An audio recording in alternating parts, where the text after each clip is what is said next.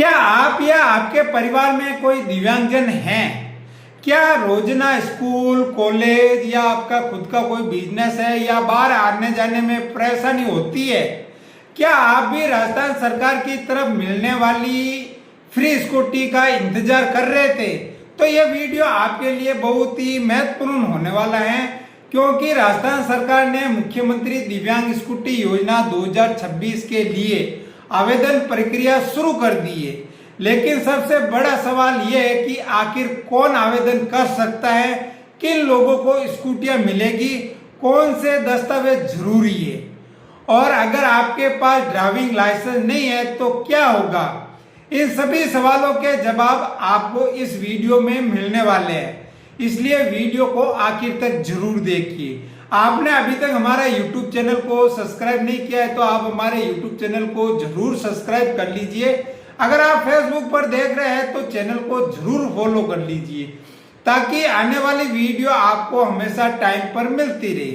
दोस्तों, राजस्थान सरकार ने बजट वर्ष 2026-27 की घोषणा के तहत मुख्यमंत्री दिव्यांग स्कूटी योजना शुरू की है। इस योजना का मुख्य उद्देश्य दिव्यांगजनों को आत्मनिर्भर बनाना और उसके दैनिक आवागमन को आसान करना।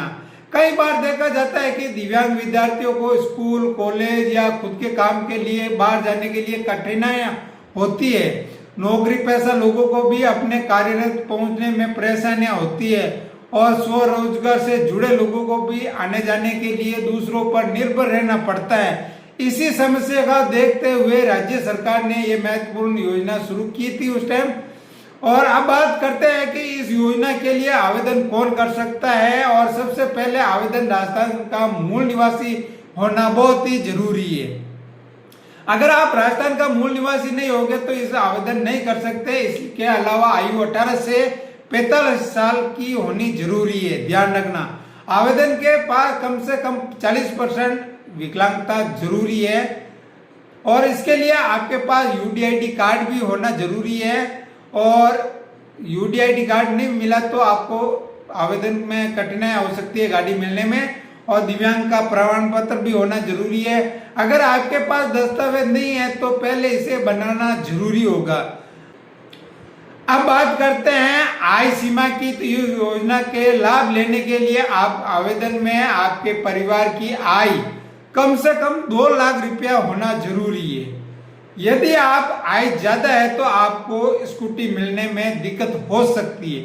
इसके अलावा एक और महत्वपूर्ण शर्त रखी गई है। यदि आपने पिछले 8 साल में किसी सरकारी योजना के तहत, चाहे बैटरी वाली साइकिल हो चाहे स्कूटी हो, किसी प्रकार का लाभ नहीं लिया हुआ होना चाहिए, आप इस योजना के लिए पात्र नहीं होंगे। इसके अलावा आपको नोटरी क्लब शपथ पत्र भी आपको देना पड़ेगा। आपने पिछले 8 वर्षों को मैंने बता ही दिया। अब बात करते हैं महत्वपूर्ण विषय पर। दोस्तों, इस योजना में दिव्यांग ड्राइविंग लाइसेंस होना अनिवार्य है। यदि आपके पास वैध ड्राइविंग लाइसेंस नहीं है तो आप आवेदन स्वीकार नहीं किया जाएगा, आपका आवेदन रिजेक्ट भी हो सकता है। इसलिए यदि आपको आवेदन करना जरूरी है, ड्राइविंग लाइसेंस बनाना जरूरी है, ड्राइविंग लाइसेंस बनाने के बाद ही आप आवेदन करिए। अब बात करते हैं आवेदन के लिए कौन कौन से दस्तावेज जरूरी है। तो आपके आधार कार्ड होना भी बहुत जरूरी है। आधार कार्ड के साथ जन आधार कार्ड भी होना बहुत जरूरी है। यूडीआईडी कार्ड हो गया, डिजिटल दिव्यांग प्रमाण पत्र हो गया, वो राजस्थान सरकार का बना हुआ, और दिव्यांग ड्राइविंग लाइसेंस अनिवार्य है। यदि विद्यार्थी है तो अध्ययन कार्यरत या प्रमाण पत्र भी देना जरूरी है। यदि नौकरी करते हैं रोजगार और संबंधित दस्तावेज भी देना जरूरी है। आय प्रमाण पत्र भी देना बहुत जरूरी है। पेंशन पीपीओ की आप फोटोकॉपी लगा सकते हैं और मूल निवास प्रमाण पत्र भी बहुत जरूरी है। इसके अलावा दिव्यांगता को स्पष्ट करता हुआ पूरी फोटो भी होना जरूरी है। दिव्यांगता दिखाई देनी चाहिए। पिछले 8 वर्षों में स्कूटी या नहीं लिया हुआ होना चाहिए। हानि है कि 2-4 साल पहले स्कूटी ले रखी है तो आपको स्कूटी मिलने में कठिनाइयां हो सकती है। अब बात करते हैं आवेदन की प्रक्रिया। यदि आप खुद आवेदन करना चाहते हैं तो आप खुद भी कर सकते हैं। अगर आपको खुद को करना नहीं आता है तो आप नजदीकी ई मित्र पर जाकर आवेदन कर सकते हैं। वही यदि आप स्वयं ऑनलाइन आवेदन करना चाहते हैं तो राजस्थान सरकार की एसएसओ पोर्टल पर जाइए, जन आधार कार्ड से लॉगिन करिए। इसके बाद SJMS DSP मानी यानी मुख्यमंत्री स्कूटी वाले विकल्प को चयन करिए और आवेदन फार्म भर दीजिए। अब मुझे लगता है आपको अगर पूरा दस्तावेज भरना नहीं आता, ऑनलाइन आपको खुद को करना नहीं आता, आपको पता है एक मिस्टेक होने पर आपका फार्म रिजेक्ट भी हो सकता है। इसलिए हम साफ कहते हैं कि अगर आप जानकार नहीं हैं तो आप नजदीकी ई मित्र पर जाकर आप आवेदन कर सकते हैं, फार्म भरवा सकते हैं वहां से। तो वहां पर जाने के बाद में जो भी जरूरी डॉक्यूमेंट है साथ लेकर जाना है। एक भी डॉक्यूमेंट पूरा छूटना नहीं चाहिए। पूरा आपको जो भी डॉक्यूमेंट जरूरी है ई मित्र वालों को याद भी दिला सकते हैं कि और कौन कौन से डॉक्यूमेंट लगेंगे। अगर एक ही महत्वपूर्ण डॉक्यूमेंट पीछे रह गया तो आपको इस साल तो स्कूटी मिलने से शायद नहीं मिल सकती, क्योंकि पूरे डॉक्यूमेंट होना जरूरी है। इसलिए कहता हूं जब भी आप जल्दबाजी कभी नहीं करें। जल्दबाजी में हमेशा कोई डॉक्यूमेंट या कुछ गलतियां हो रह सकती है।